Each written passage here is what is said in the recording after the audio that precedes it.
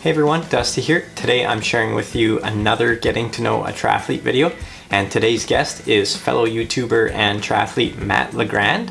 And if you like these sorts of interview videos, make sure to give this video a thumbs up. And if you want to see more of Matt's stuff, links to his channel are down below in the video description.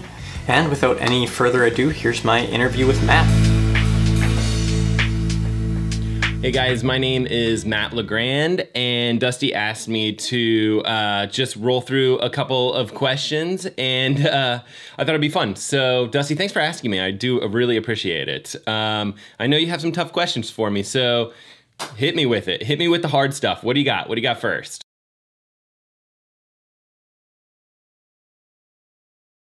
So I started triathlon about 7 years ago. Basically, I had a running background. I ran in high school and was like, it had some success. I was like a 3-time state champion, and then like ran collegiately. Had some success at the collegiate level, like not super fast. I was like 31-minute 10K or 31 low, and then like, if you guys are familiar with running, you pretty much have to be like 2 minutes faster than that to be really in contention, or 3 minutes. People are getting fast these days.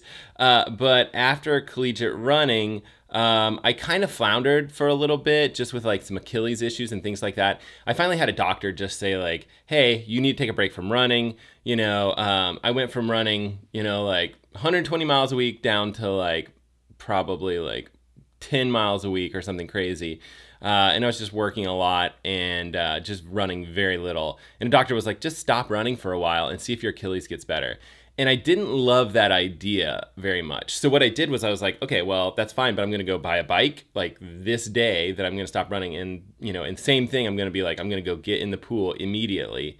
So I did that for like 3 months. I just like biked and swam and just completely took a break off of running. Didn't really help my Achilles that much, but you can see where this is going, right? Like the triathlon thing just, kind of came from there. I met people that were into triathlon, hopped in my first like sprint triathlon, which was ugly. And it's just like, you assume that you're going to run well, but when you're not used to running off a bike, you don't run well at all. But I think I would say I had a nice like steady progression with triathlon. I went from doing sprint triathlon, and then I think I did an Olympic that first year of triathlon as well. And then the next year, you're just thinking like, okay, group of people are training for a half Ironman distance. I think I can do that. And I liked the training. I really loved the training aspect of it. And then really, you can see like triathlon kind of lends itself towards that Ironman distance. So of course, the third year, that's kind of the goal that I took on. And I think that third year where I was actually like scared of that triathlon race, that Ironman distance, where I was training like twice a day, and it really felt like some nostalgic, feeling of training feelings for like what I used to do in college. It was one of those things where it's like, yes, I really kind of fell in love with the sport at that point. And then, and had some success. I mean, I think my first Ironman was 10 hours and 13 minutes or something like that. And it was like, it was solid. It's just, I think all of us, I think anytime you do a race that large, like you just don't want to have problems. You don't want to have nutrition problems. You don't want to have bike mechanical problems. You just want to make it through. And I felt really lucky that, I rolled through without major problems.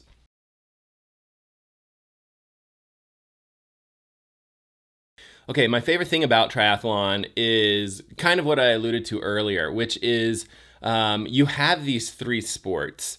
And if something's not going well, right now for, the matter of fact, it's like my calves are bugging me, but it's not that big of a deal. Back when I was running, just specifically running, it was like, oh, if your calves are bugging you, you didn't have another choice. You didn't, you could do the weight room, or you could do something like aqua jogging, which was absolutely horrible.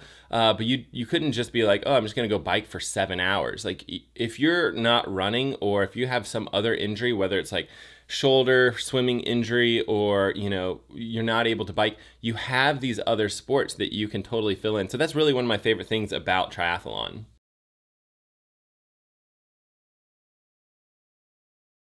One of my least favorite things about triathlon, I have a YouTube channel and I've done a video talking a little bit about this, is the price of everything really bugs me. I think when I first made this video, I kind of was like, oh, this will be fun. I'll tally up like, the minimal amount of money that you would need to spend to do a triathlon. And it ended up being like $1,000, and I was like totally cutting corners anywhere I could. And I just thought to myself, like, that is unreasonable. And at first it was like, oh, sorry, it's expensive. But then the more like I thought about it, I was editing the video and then I was posting the video and kind of commenting on it. And I was like, this really is ridiculous. Like, I really dislike the fact that triathlon is so expensive. Another thing that I don't like about triathlon, I could go on forever. No, I like triathlon, but another thing would be the fact that triathlon, there's, it's a lot of expensive stuff and it's just a lot of stuff, right? Where it's like, you used to be able to show up to a race with a pair of shoes and kill it, right? And now it's like, did you remember to bring your bike pump? Did you remember to bring, your race wheels? Did you remember to bring the right helmet? It's like so many different things to remember, which I don't love. I think I've gotten better at it, but I don't love that aspect of it.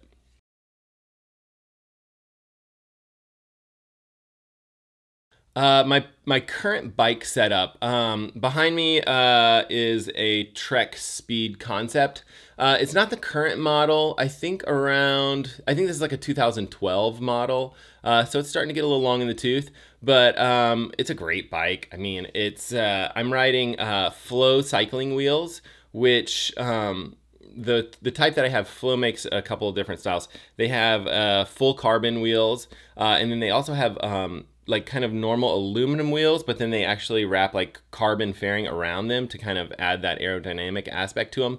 So they're not super lightweight, but I have a Flow disc wheel and a Flow, I think this is 60 millimeter front wheel there, which I love, right? They're very fast. And the bike itself, it's like, yeah, it's long in the tooth, but it's like, it's hard to upgrade when there's not a lot. I mean, bikes might be very marginally faster, but there's not a lot of huge improvements, in my opinion, on like switching bikes at this point. So this bike has done well. I've had it for a while. I bought it used, and then I've since kind of added all kinds of stuff, changed out the component set. I've changed out, added a power meter to it, changed the wheels. So it's definitely had like a lot of upgrades to it. And the frame, in my opinion, I think the frame is fast. And then, again, I've definitely talked about this in videos. Definitely the largest part of the, aspect of the biking is you on the bike itself. So, you can constantly change helmets and the clothing you wear and things like that for better aerodynamics. So the Trek Speed Concept, I think it's a solid bike.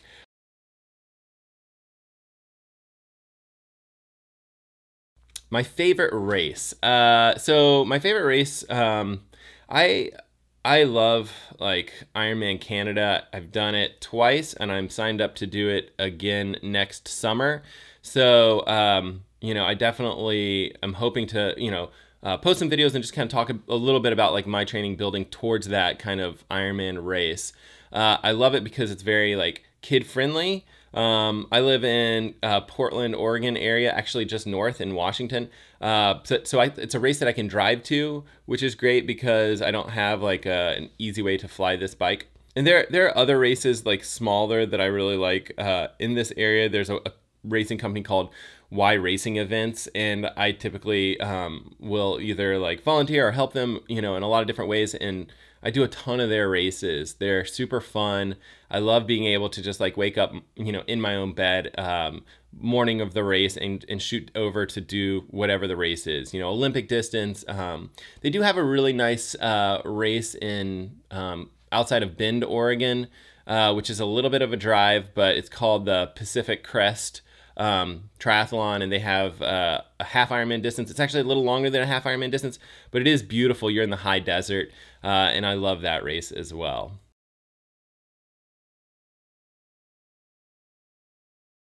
All right, we're getting to some of the tough questions here. Socks or no socks? I really want to go no socks in like some sprints and some Olympics and things like that. But my skin is so tender. It's sad but true. I typically, every time I've gone no socks, I usually get some pretty bad blisters and things like that. I'm definitely going to find a reason to do a sprint again and just go for it. And I want to try some of the different shoes that have different upper materials. They basically, a lot of the shoe companies are tending towards like a stitched upper. It's like the new cool trend, I guess. But I'm hoping that will be better for blistering. I don't think it will, but I'm hopeful. So I am in the camp of wearing socks for most of my races.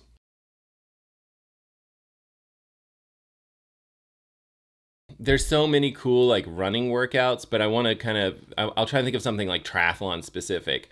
One workout that I'll definitely do in the springtime, because I'll hop in at least one duathlon, is pretty simple. I'll do, it's fairly rainy here in the spring, but what I'll do is I'll go out and I'll do like a hard 5K, actually come back to the house and hop on the bike rollers. I'll probably switch to like a Wahoo kicker eventually, but what I'll do is I'll do basically an hour at about 80% or so. And then what I do is I throw the shoes on. I actually kind of do this all in race gear with like the shoes right next to the bike. And I go back out, I do the exact same 5K again, and I basically try to negative split it, which is just saying like my second 5K has to be faster than my first 5K, or, has to be faster than my first 5K.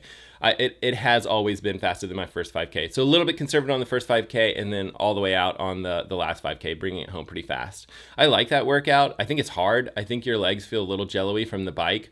Again, I don't work the bike so hard that they're completely smashed, but I think it's good too, because you're working on kind of like hopping off the bike, changing shoes, and going. Like no dilly-dallying, no tying kids' shoes, changing diapers like my normal routine, right? So just hitting the run right off the bike.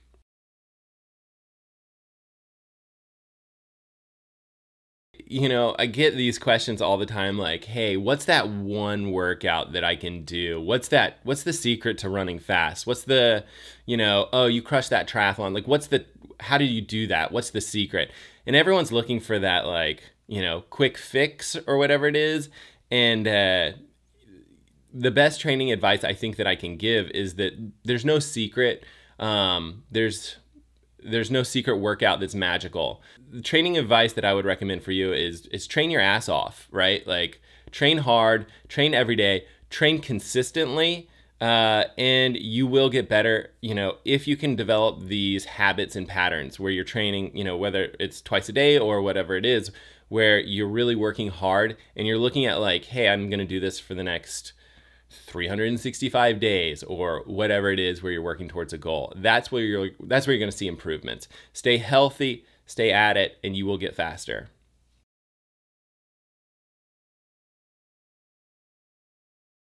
Okay, so race day advice. One of the other bazillion things that I do is I coach high school cross country, and I see this a lot with my athletes, where they'll basically take themselves out of the race. They'll be in great shape or whatever it is, like training's gone well, but because they get so psyched out, it's basically, you have like some stimulation is good, will actually increase your performance, but then at a certain point where stimulation is going up and up and up, you're actually doing yourself harm. And I see this a lot at that high school level, but there's no reason that it doesn't happen to all of us with adults, and whether you're in your 20s or 70s, like you can psych yourself out in a race, whether you're scared of the competition or you are just really putting too much pressure on yourself during the race. Even in a sprint triathlon, you've got time. You have time within that race that you are going to need to take a breath, breathe, relax, and you can still push hard as you're kind of taking focus, taking a moment to kind of breathe and relax. So constantly as I'm coaching and I'm on the sidelines where these guys are racing or girls are racing or whatever it is, I'll constantly be saying like, relax, relax, relax. And again, keep in mind that these kids are running, 5K, it's 15 minutes of racing. So you guys from triathlon are thinking like, no, there's no time to relax. It's 15 minutes. They need to be going all out the whole time. And that's not the truth. They should be running feeling relaxed and smooth. Same thing for you guys. You guys have way more than 15 minutes within your race. So my recommendation is like, hey, on race day, relax. Relax in the water. A relaxed, a smooth swim is a fast swim, right? Same thing on the bike, same thing in running. You can do this, but you do need to stay relaxed throughout your race.